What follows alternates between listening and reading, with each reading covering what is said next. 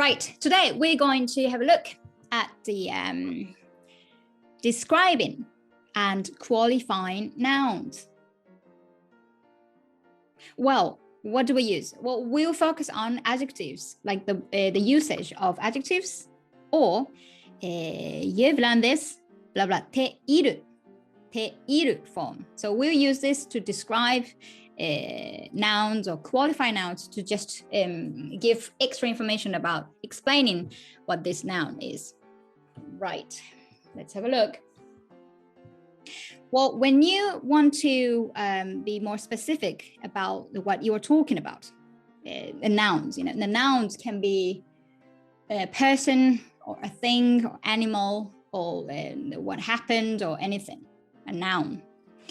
Usually you think of adjectives. Adjectives works to describe, to be more specific about the noun.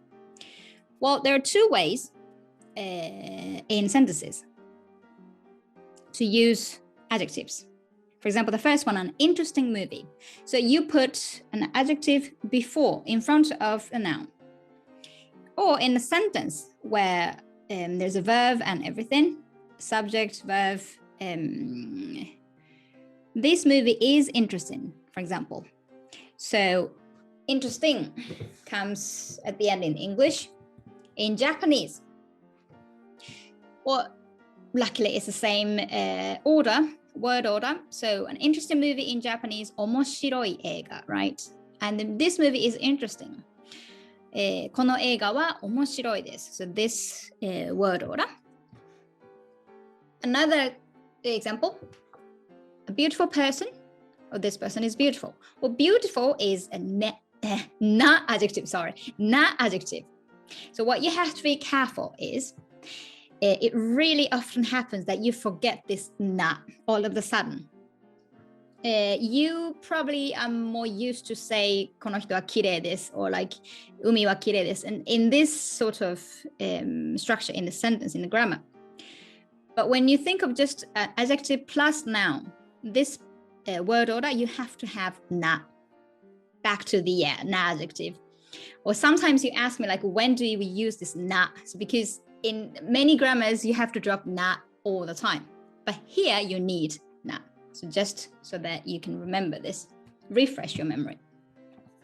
Well, okay. So adjectives, when you describe people, when you talk about the people's characteristics, or like people have long hair, big eyes, long legs, or anything like that, like tall, short, to distinguish people. Well, in English, we say my friend's hair is long. Well, we don't really say this. We usually say my friend has long hair, like this structure, right? Well, grammatically, we do say my friend's hair is long. When you want to be specific, that well, I mean, they have short hair, but that friend specifically has a very long hair. You can use this sentence, 友達の髪は長いです. As in the very basic grammar structure, blah, blah, wa, blah, blah, this. So the subject plus wa and adjective and this. But as in English, my friend has long hair. We have a bit special structure. Well, has, to have in Japanese, 持っている, 持つ. But in this case, specifically describing people, you say blah blah wa. You start with the topic, what you're going to talk about. As for, blah blah ga, and adjective. That's the basic structure for describing people. So my friend has long hair in Japanese. 友達は髪が長いです. 友達の髪は長いです. You could say that and it totally makes sense. But we usually say blah blah wa and your body parts, their body parts, ga, an adjective to describe the noun, describe the body part. When you think of tall or smart or short, maybe it makes more sense. It makes easier to get this idea. Tall in Japanese, 背が高い. Se means height. Height is high, literally. So 背が高い, that's to be tall. In Japanese, 背が高い. Smart, that means 頭がいい in Japanese. 頭, head, がいい. The head is good. The head is good. Well, that sounds weird. Or brain works well or something like that. To be smart, 頭がいい. That's how we say it. So when you think of these, you've heard of this, right? That makes more sense maybe. So when you talk about a person or topic, you start with blah, blah, blah, wa. And then you go, height is high, the head is good, hair is long, the body parts plus adjective. So blah, blah, wa, blah, blah, ga, adjective. So I hope you can remember this. That's the structure. Well, to describe nouns, there's another way. Remember te form verbs plus te iru. Te iru. Well, for example, people have some glasses on. People is thin. People are thin. My friend has or wears glasses on. My friend is thin. How do we say this? 友達はメガネをかけている。And must form います。友達はメガネをかけています。My friend has or wears glasses on. We say like this. かける to wear is to wear some glasses or かける glasses. That's it, right? To wear hat, that's かぶる. To wear accessories, つける. But it differs. But when it comes to glasses, we use かける, right? かける. But then かける友達はメガネをかけます. That means he or she will be wearing in the future or as in habit, right? So we usually say かけています to describe the topic, the subject, the noun. My friend has glasses on. メガネをかけています. My friend is thin. Well, thin or overweight or these kind of description, 痩せています. To be thin, 痩せる. 痩せる. There is a verb. But if you say 友達は痩せます, that means he or she will go on a diet or will be losing some weight in the future.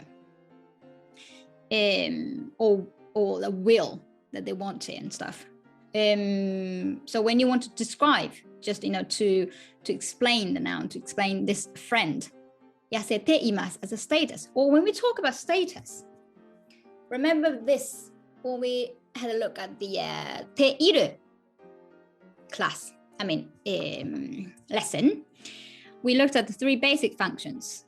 When you use ている status, action in progress, and as a job or habit. So this status thing we focus on here, as in to be married, like to marry or to be married, that's different, right?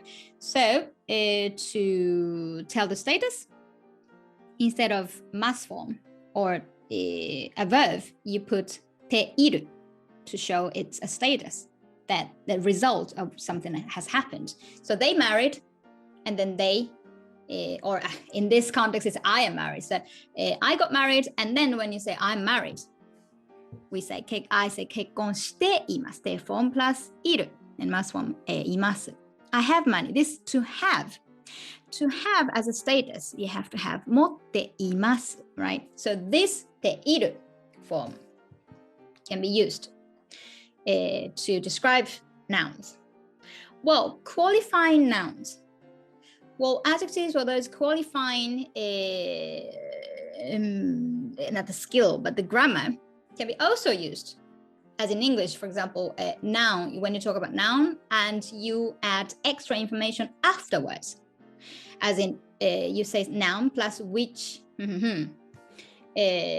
or who, or that. For example, I would say there are 4 ways, at least in Japanese. So in English, translation will be here.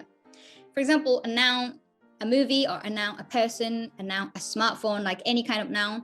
A movie which is interesting. a person who has long hair. A smartphone which is on table. Table, that's a misspelling, sorry, I'll just correct it later. A person wearing glasses. So this description can be followed afterward, right?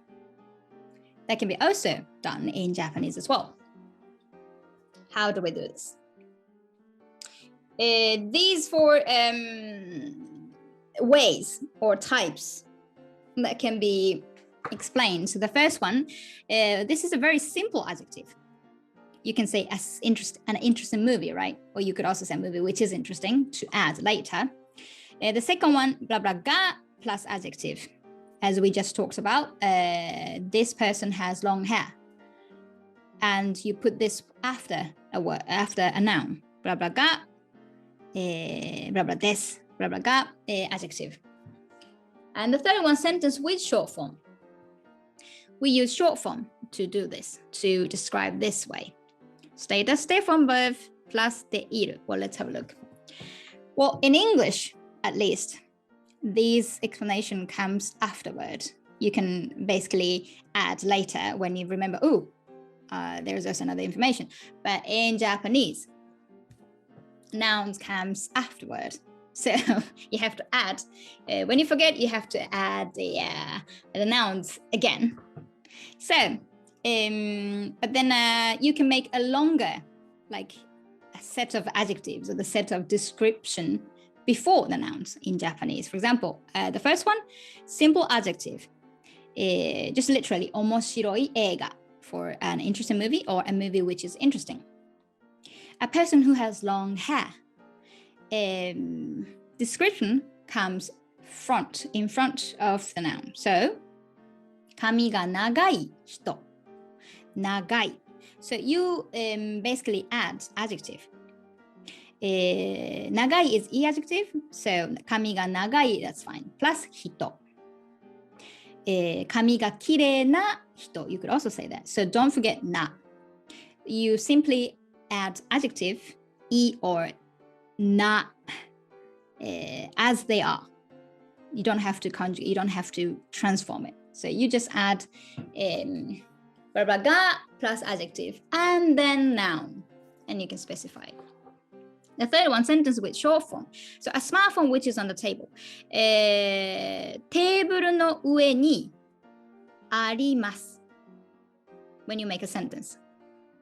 But when you want to make it as describing sentence in front of a noun, you have to make it in short form. テーブルの上にあるスマホ。テーブルの上にあるスマホ。So you can even make a sentence in front of a noun to make it more detailed, to point out, to specify the noun. Right, so a person wearing glasses, a person who has glasses on, who wears glasses on.